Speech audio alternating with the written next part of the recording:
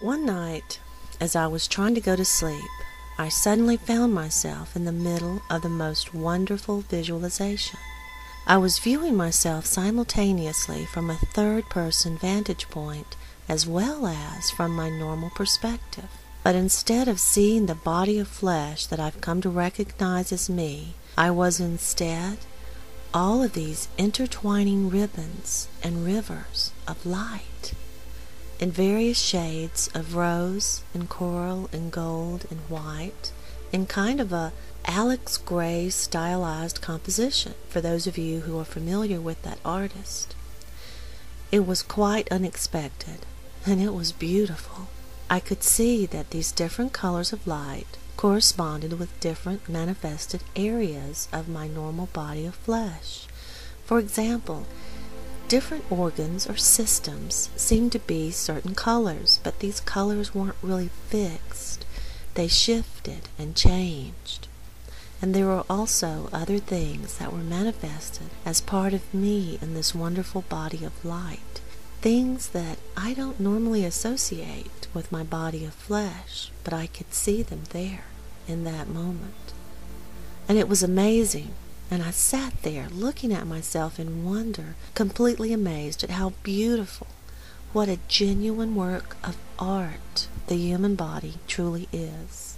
I was just blown away by what glorious beings we truly are, and wondered how we managed to walk around all day, day after day, completely unaware of this.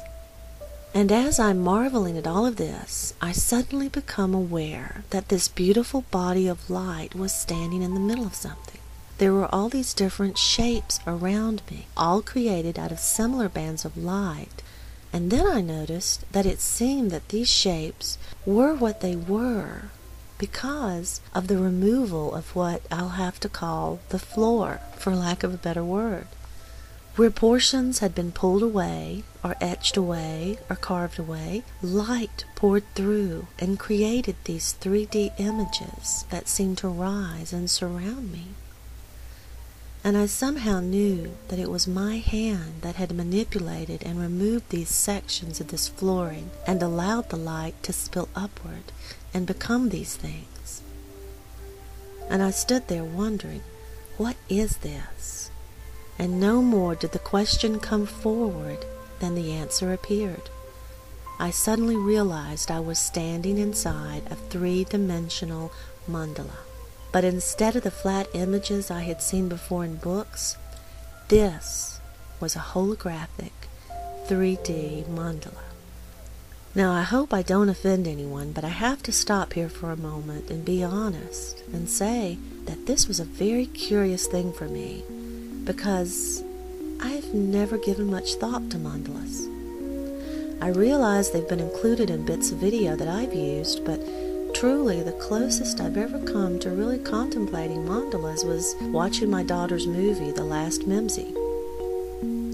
So, why haven't I? Well, it's not anything against mandalas at all, but the reason I haven't is something worth noting. So I'd like to stop and bring it into your awareness. Because no, I don't contemplate mandalas. I don't use crystals, or read palms, or use tarot cards, or do numerology, or astrology, or fractal geometry, and I don't try to channel other entities. I don't directly employ any method, but not because there's necessarily anything wrong with them. In fact, they're pretty much all the same. They are simply tools that we use for one reason. We use them to give ourselves permission to access glimpses of the truth that we do not believe we can access otherwise. Can you see this? So, if you use one, remember that it's not the method you choose to employ that's important. What is important is that when you try and use them, you are saying in a very direct way, I want to know this. You are seeking the ask and receive through these methods, and so you will receive according to your belief. And how accurate you will be is determined by how much your filters remove or taint the truth. But that's all these methods are. They're just tools, or, in another word, placebos.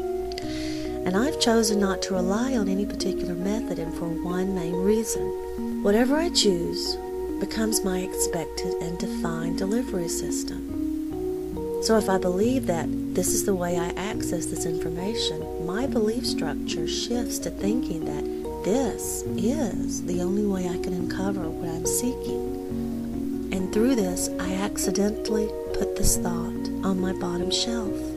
And because of the power of my belief in this limiting thought, the limiting thought begins to become my reality. It becomes true and remains true for me until I remove those limitations. However, I have to say this. Sometimes our personal filters are much, much greater than the filters that these methods employ.